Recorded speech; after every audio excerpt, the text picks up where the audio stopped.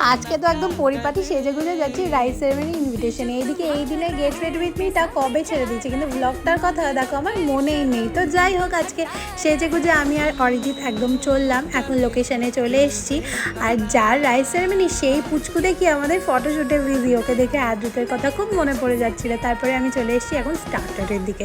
স্টার্টারে chicken টিক্কা ছিল, fish finger ছিল, বেশ ইয়ামি ছিল। তারপরে আমি একটু আমপান্না খেয়ে চললাম ফটো আর ভিডিও করতে। আর এই করতে করতে আমার খুব খিদে পেয়ে গেছিলো, একদম সোজা চলে এসেছি মেন কোর্সের দিকে। আইটেমগুলো খুব মিনিমাল ছিল বাট খুব টেস্টি ছিল। আর এদিকে মাটন তো অরিজিতের ফেভারিট, সো আরেকবার করে মাটন নিতে চলে এসেছি। আর ডেজার্টে মটকা কুলফিও ছিল, যেটা কিন্তু বেশি আমি ছিল।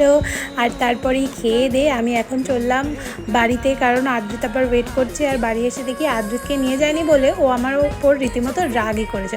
তো চলো এখন ওর রাগ ভাঙাই, তোমাদের সাথে দেখা হচ্ছে নেক্সট ব্লগে। ততক্ষণের জন্য বাই বাই।